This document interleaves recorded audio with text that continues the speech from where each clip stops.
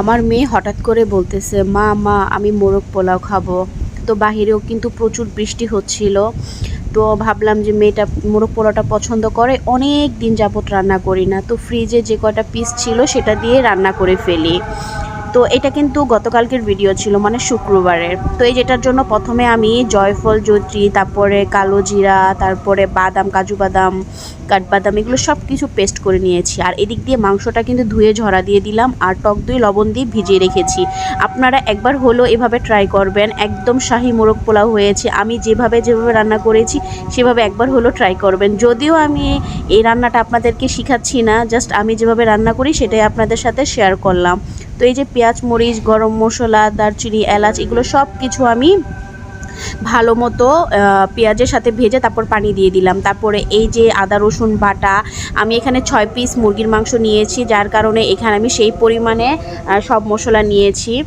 তো আজকে আর মশলার পরিমাণটা বলবো না, কিন্তু আমি কি দিচ্ছি সেটাই আপনারা খেয়াল করেন। তো এই যে কালো গোলমরিচ দিয়েছি, আদা রসুন বাটা দিয়েছি, তারপরে যে মরিচের গুঁড়ো, ধনিয়ার গুঁড়ো, জিরের গুঁড়ো। তো এখানে কিন্তু আমি অল্প পানি দিয়েছি, আমি আর কোনো পানি এটাতে ব্যবহার করব না। এখন আমি এটা পুরোটা আমি একদম দুধের মধ্যে রান্না করব। তো এই যে আমি যা যা মশলা দিলাম এগুলো সব কিছু এখন আমি ভালো মতো কষিয়ে নিচ্ছি।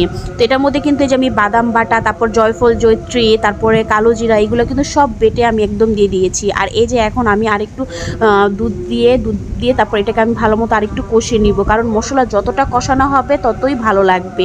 আর হ্যাঁ আপু ভাইয়ারা, এখন পর্যন্ত এই পর্যন্ত আমার ভিডিওটা দেখেছেন, প্লিজ একটা লাইক দিয়ে নেবেন, আর ভালো লাগলে অবশ্যই কমেন্টস করে জানাবেন। আর আপনারা কে কীভাবে এটা রান্না করেন সেটাও কিন্তু জানাতে ভুলবেন না। তো এই যে দিক দিয়ে আমি এখন মাংসটা দিয়ে দিলাম, দিয়ে এখন কষাচ্ছি। তো থালা বাসন ছিল সেগুলো ধুয়ে নিলাম। আর এই যে আমার বেরেস্তা করা ছিল ফ্রিজে, আপনারা কি কেউ ফ্রিজে বেরেস্তা করে রাখেন? আমি তো সব সময় রাখি, যেভাবে ভেজে তারপর অল্প চিনি দিয়ে তারপর আমি এটা নর্মাল ফ্রিজে একদম বছরের পর বছর রেখেও খেতে পারবেন, কিছুই হবে না, একদম মচমচা। তো এই যে এই দিক দিয়ে আবার আমি ফুড কালার একটু দুধের সাথে মিক্সড করে সেটাই আমি এখন দিয়ে দিলাম মাংসটা ভালো মতো কষিয়ে। তো এই যে এখন দেখেন আমি এটার মধ্যে একদম এই যে মিষ্টির দোকান থেকে 1 কাপ দই নিয়ে এসেছি, আমি এটার মধ্যে দিয়ে দিব। এটাই কিন্তু অনেক গুণ স্বাদ বাড়িয়ে দিবে। তারপরে হচ্ছে আরেকটা দেখেন, এই যে বেরেস্তা আর সাথে ঘি, এটাকে আমি ভালো মতো একদম মেখে তারপর আমি এই যে এই মাংসের মধ্যে দিয়ে দিব। তো এই যে এই দই প্লাস এই যে বেরেস্তার সাথে ঘিটা যে মেখে দিলাম, এটাই কিন্তু এই মোরগ পোলাওর মধ্যে 1000 গুণ স্বাদ বাড়িয়ে তুলবে, যেটা নর্মালি মোরগ পোলাও মধ্যে দিলেও মানে এটা দিলেই বেশি মজা হয়। যাই হোক, তো এই যে দেখেন আমি এটাকে এখন আবার আস্তে আস্তে নেড়ে দিচ্ছি। তারপরে এই যে আমার মোরগ পোলাওটা হয়ে মানে মুরগিটা হয়ে গেল, মোরগ পোলাও না।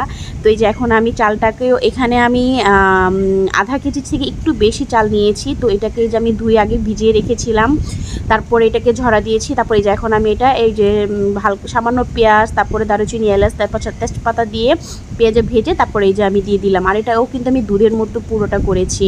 আর এই যে অপর সাইডের চুলায় কিন্তু আমি ডিম দিয়েছি, কারণ মোরগ পোলাও মানেই হচ্ছে কিন্তু ডিম ছাড়া কিন্তু একদমই মানে ভালো লাগবে না। তো এই যে এখন আমার এই সাইড দিয়ে পোলাওটাও সিদ্ধ হয়ে যাচ্ছে। তো এখন আমি একটু ফুড কালার দিব, আবার একটু দুধের সাথে একটু ফুড কালার মিক্সড করে দিয়েছি। আর এটা দিলে কিন্তু দেখতেও খুবই সুন্দর লাগে, একদম একটা শাহি ভাব।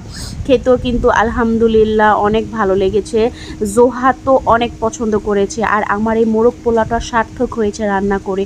তো এই যে আমার পোলাওটা কিন্তু মোটামুটি পুরো হয়ে গিয়েছে। এই যে এখন আমি এগুলো দিয়ে উপর দিয়ে তারপরে যে ডিমগুলো দিয়ে আমি একটা তাওয়া বসিয়ে সেটার মধ্যে আমি দমে রেখে দিব ঠিক 10 মিনিট।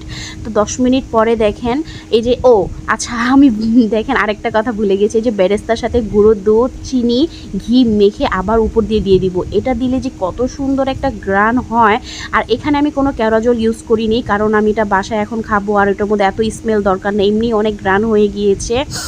তো এই যে দেখেন এখন আমি তাওয়া বসিয়ে কিন্তু সব কিছু দিয়ে একদম আমি দমে বসিয়ে দিয়েছি। আর এই যে এখান থেকে কিন্তু এই যে মোরগটা রান্না করেছি মুরগিগুলো, সেখান থেকে আমি কিছু ঝোল আলাদা করে রেখে দিয়েছি। এটা কিন্তু পোলাওর সাথে খেতে আলাদা একটা অন্যরকম স্বাদ লাগে, যেটা না খেলে বুঝতেই পারবেন না। যদিও আমার মেয়ে অনেক অনেক অনেক পছন্দ করেছে, মানে আমার মোরগ পোলাও রান্নাটাও একদম সার্থক হয়েছে। আপনাদের কেমন লেগেছে?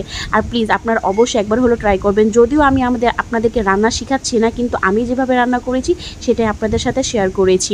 কেমন হয়েছে সেটা কিন্তু জানাতে ভুলবেন না। আর প্লিজ আপু ভাইয়া